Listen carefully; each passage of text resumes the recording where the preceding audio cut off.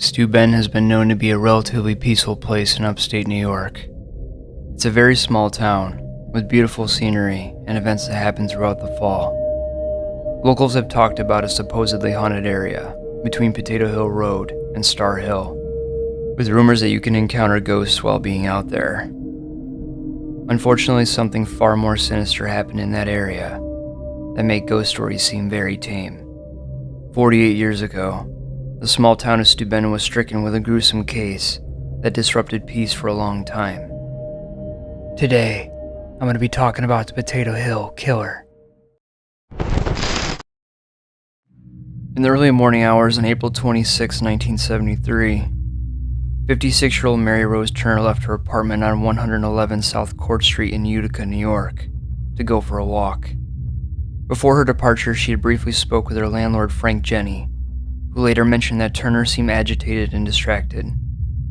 Turner was a mother of 5 and also suffered from insomnia, so I can see why she would want some time to be alone, and that could have possibly been the cause of her demeanor when speaking with the landlord.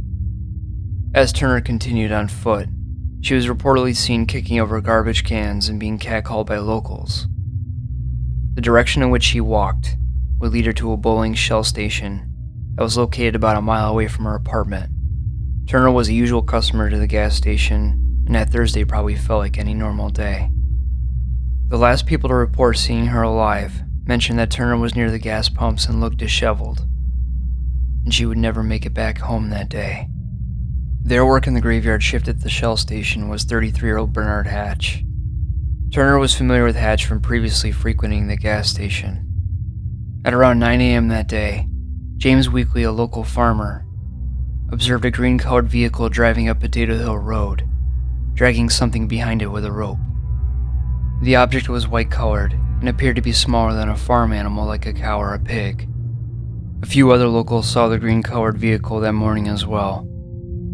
Dorothy Stanko viewed the vehicle back up into a secluded area on Latyman Road.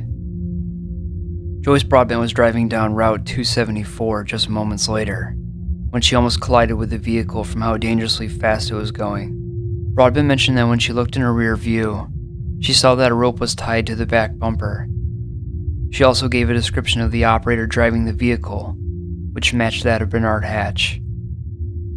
Later in the day, around noontime, James Weekly was returning home from the grocery store and noticed a strange trail of substances lying in the road.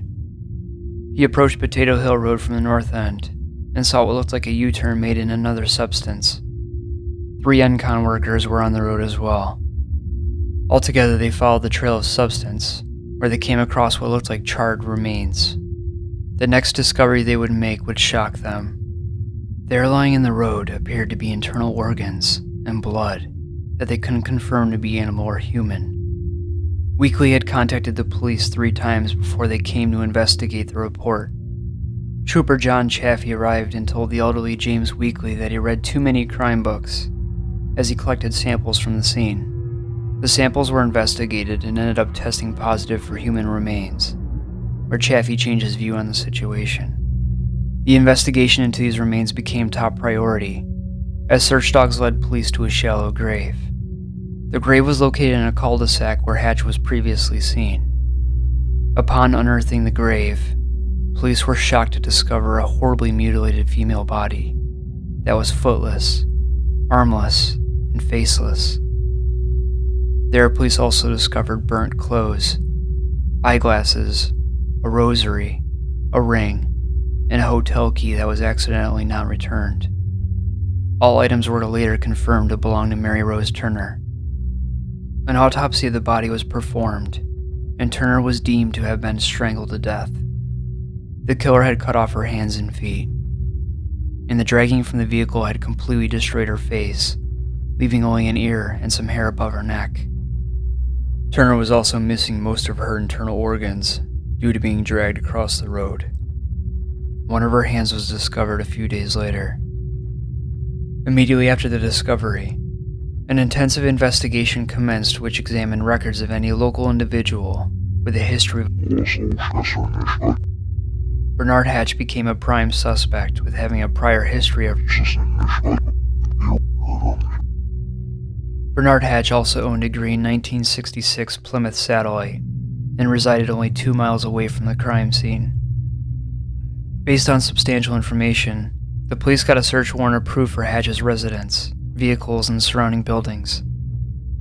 Hatch was not home at the time when the officers carried out the search. Police seized Hatch's vehicle that was equipped with a trailer hitch. Additionally, they obtained newspaper clippings regarding Mary Rose's homicide, several knives, clothes, boots, and a shovel. Forensic evidence later matched the victim's blood and hair from various items that the police had detained that belonged to Hatch.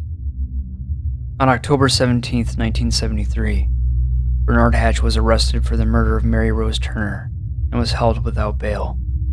Hatch's ex-wife Andrea visited him in his cell while he awaited trial on April 27, 1974, just a year and a day later after the murder of Mary Rose Turner. Witnesses mentioned she arrived in good spirits, but after talking with Hatch, she left in a completely different mood. Andrea died that same evening. It's really sad, and I can only imagine what he told her. On December 9, 1974, the longest-standing trial in Oneida County history would commence. The prosecution introduced evidence that Hatch seemed disoriented when returning from his break at 6 a.m. on April 16, 1973. A friend of Hatch testified that Hatch boasted about tying up a girl behind his car to try and get the truth out of her, and also mentioned that he said that he would get away with murder. The trial went on for 3 long months, and on March 7, 1975, the jury found Bernard P. Hatch guilty of murder in the second degree. On April 11, 1975, Hatch was sentenced to 25 years to life in prison for the sadistic murder of Mary Rose Turner. Since Bernard's sentencing, the New York State Board of Parole had repeatedly denied his application for release every 2 years since 1998. Hatch was denied parole all the way up to 2021. Just days ago, on November 8, 2021, Bernard Hatch died at the age of 81 years old. It's not clear whether he died in prison or the hospital, and there's been no word on the cause of death. Upon the aftermath of this case, Michaela Parker of the Observer-Dispatch said, "Law enforcement has long held the theory that Hatch was responsible for not only the death of Turner, but other women as well." On December 8, 1973, 2 hunters found skeletal remains of 22-year-old Linda Cady and her 3-year-old daughter Lisa Ann Cady in the vicinity of Turner's grave. People have speculated that the pond near the crime scene, known as Hatch's Pond, has numerous bodies down in its watery depths, and that he was inspired by Utica mobsters through the 50s and 60s. The mobsters would use that area for the same purpose back in the day.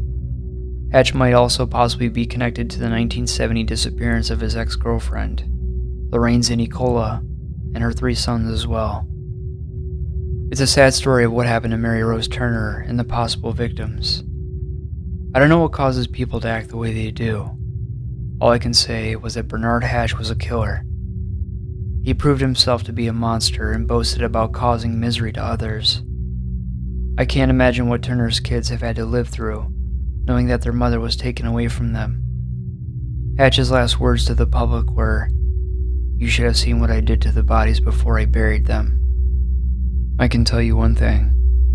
No Star Hill ghost story will be as chilling as Bernard Hatch's last words.